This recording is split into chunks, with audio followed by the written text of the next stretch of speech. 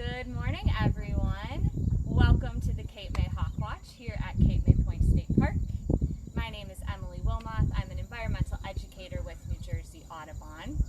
And behind the camera today is former hawk counter and fellow naturalist Eric Brunke. Good morning. So welcome to week one of our Facebook live streaming sessions. I do have just a couple general announcements that I want to go over before we dive into today's program. So first things first, we have a really exciting event coming up. The Cape May Fall Birding Festival is happening virtually this year. It's going to be so much fun with lots of great speakers and presenters, a live auction and raffle. So that'll be the weekend of October 2nd through 4th. So be sure to check that out, and we hope that you can join us virtually for that awesome event this year. I also just want to give you a little update about what we've seen so far at the Hawkwatch this season. It is September 11th, so the count has been going strong now for 11 days. We've counted close to 800 raptors so far, and about 600 of those have been osprey. But we have also seen about 50 bald eagles. We've seen turkey vultures, northern harriers, Cooper's hawks, red-shouldered, broad-winged, red-tailed, American kestrel, merlin, and peregrine falcon. So things are really starting to get going up here at the Hawkwatch. And I do want to take a moment to thank our sponsors of the Hawkwatch. We're really grateful for the support that they provide us up here. So that is Swarovski Optics and Actions at EBMF. Thank you very much for your support. So today, for our program, the main focus is what is a hawk, or what is a raptor. But before we dive into that, I want to give you just a brief history about how the Hawkwatch up here at Cape May Point State Park got started. So way back in time, the late 1800s, early 1900s, folks were coming to Cape May Point to actually hunt raptors out of the sky. They saw, hundreds, sometimes thousands of birds up in the sky. So they hunted them, whether that was for sport, for food, for feathers. But this got the attention of some local nature lovers and conservation organizations. And they fought really hard to protect birds and the habitat here at Cape May Point. Now, one of these people was Dr. Whitmer Stone. He's a very well-known ornithologist, and he studied birds here in Cape May for over 50 years. And in 1935, a large chunk of Cape May Point was designated as the Whitmer Stone Wildlife Sanctuary. So birds were no longer able to be hunted in the area, and their habitat here was protected. Now, shortly thereafter, this location was actually used as a World War II military base, so that's just a really interesting piece of history, not necessarily raptor related, but worth noting. Then eventually, the land was acquired by the state of New Jersey, and this spot specifically is now part of Cape May Point State Park. So in 1976, a really great birder and former director of the Cape May Bird Observatory, Pete Dunn, began counting hawks from this very location for the first Hawkwatch here in Cape May. And this lovely platform that we're standing on today was not here, but Pete Dunn was very resourceful and instead perched up on top of a lifeguard chair to conduct the hawk count. And the hawk count has continued every year thereafter, all the way up till 2020. So all of this fascinating history surrounding hawks. So what are hawks?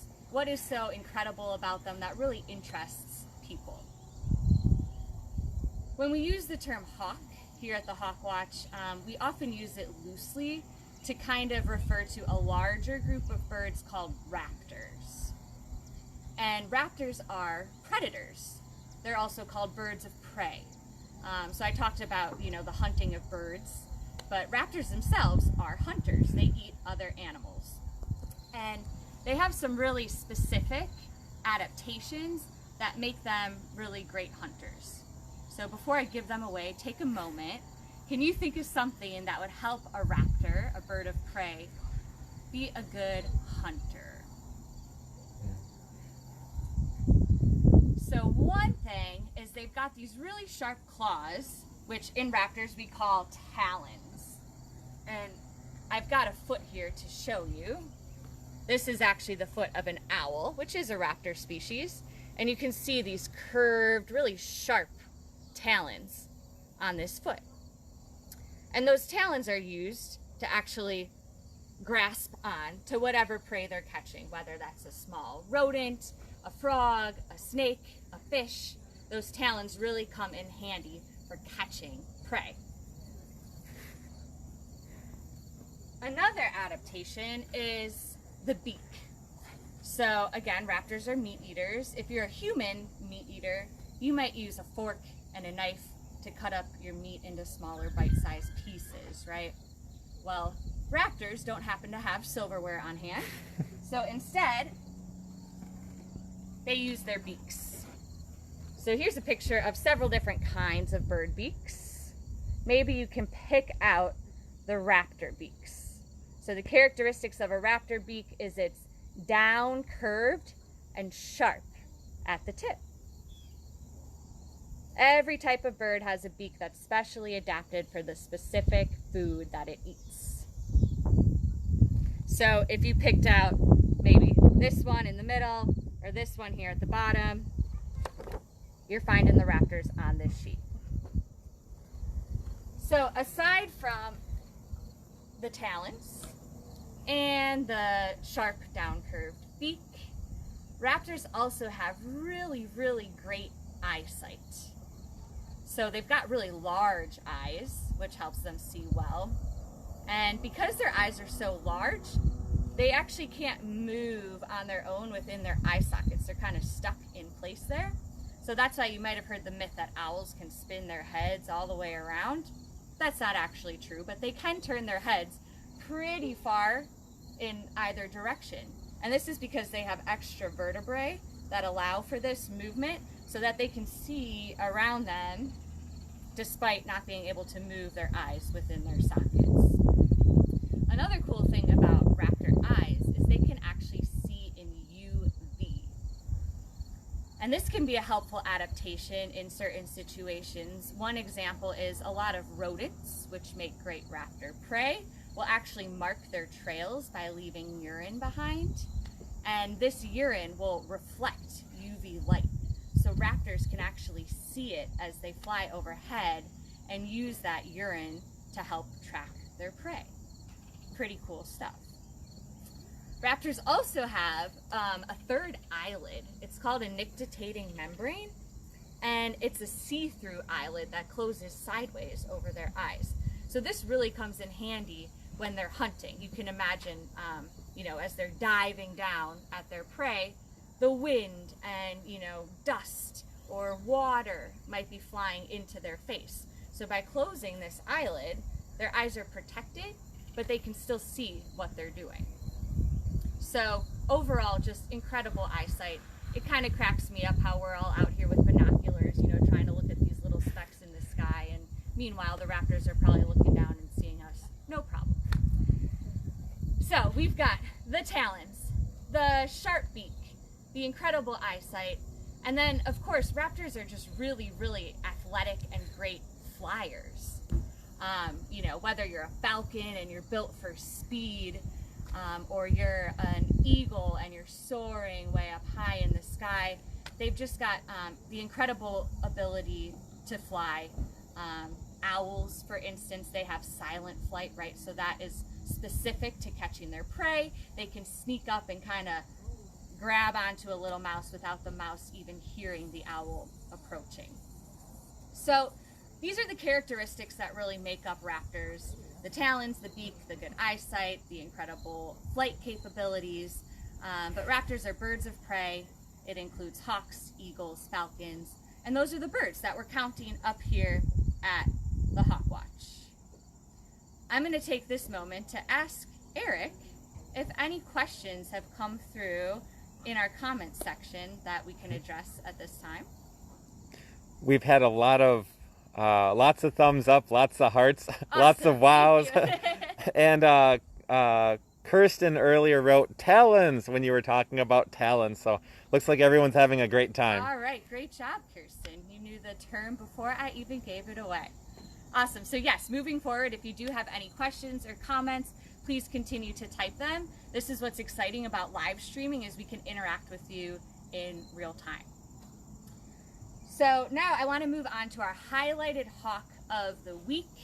Each week during our live streaming session, we'll announce the highlighted hawk. And this is going to be a bird that we're seeing a lot of at any given point in the season. So birds migrate throughout the fall, but they kind of peak at different points. And if you were signed on early in this video, you might remember that osprey are the most common bird we're seeing this early in the season. So the osprey is our highlighted hawk of the week. Ta-da! So let's use this osprey to prove that it's a raptor, right? So you probably can't really see on this cutout, but it does have talons on its feet. And osprey have even more interesting feet, I think, than other raptors, because they're specifically adapted to catching fish. So osprey eat almost exclusively fish. And so their feet, they have these barbs on the bottom. They're almost like scaly feet. And that really helps them grip onto the slippery fish like Velcro and avoid that fish flopping and getting away from them in flight. They also have a specialized toe. So most raptors have 3 toes in the front and 1 toe in the back. But osprey can actually rotate their outer toe, so they have 2 toes in front, 2 toes in back. And that again is so they can better hold on to their fish that they caught. We see plenty of osprey actually carrying fish here at the Hawkwatch.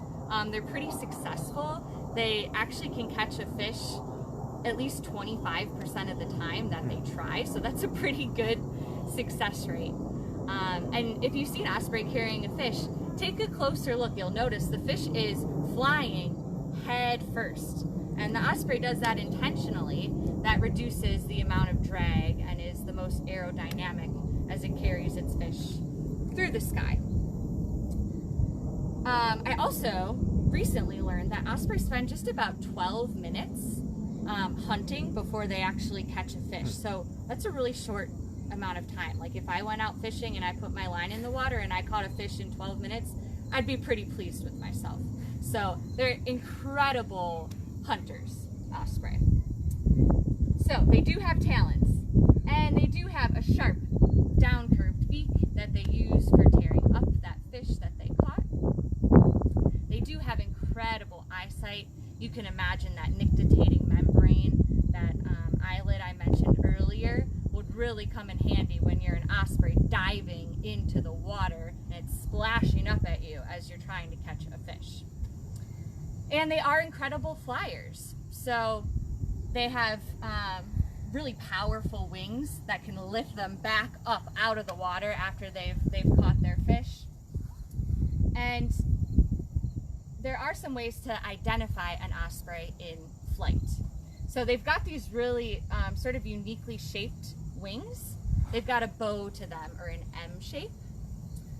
And they've got a white belly and white underparts, but they've got these dark sort of wrist patches on their wings, and then they've got barring in their flight feathers. Sometimes they can be mistaken for gulls. They have a pretty similar shape to a gull, but one thing to look for is the tips of the wings. Gulls have really sharply pointed wings at the tips, where osprey, it's a little more blunt, and often you'll see these fingertips with the feathers kind of separating at the tips of the wings. They also have a dark eye line on their face, which can actually help keep the sun out of their eyes, just like you might see football players put black paint underneath their eyes. The osprey's eye line serves a similar purpose. So this is our fascinating highlighted hawk of the week, the osprey.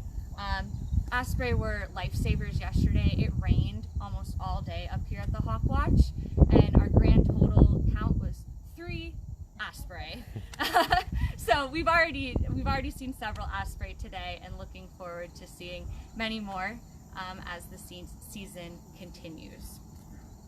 So thank you for tuning in today. I'll ask Eric again if we've received any questions. We have received a question from Luke Miller. He asks, how much does the osprey weigh?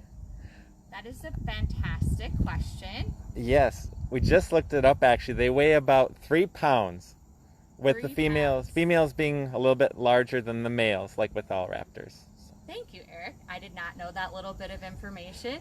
And 3 pounds seems actually pretty heavy for a bird. These are pretty substantial birds. Osprey, they have about a 5-foot wingspan. So yeah, definitely not a small bird. Any other questions? There's, wow, big birds. Thank you, Luke writes. Awesome. Thank you, Luke. So again, I just want to thank our sponsors, Swarovski Optic and Actions at EBMF, for their support of the Hawkwatch. If you have any additional questions that come up, feel free to ask them and we will respond to you over Facebook. We're going to insert some links as well once this video is posted. That will take you to the New Jersey Audubon website where you can learn more about the Fall Festival. Also, if there's any teachers watching or parents who might be homeschooling, we do have some extensions that you can use with your students to kind of dive deeper into what we talked about today. And again, information to link up to those lesson extensions will be added to this post either later today, definitely by tomorrow morning. So thank you all so much for tuning in, and we'll see you next week, Friday at 10 a.m.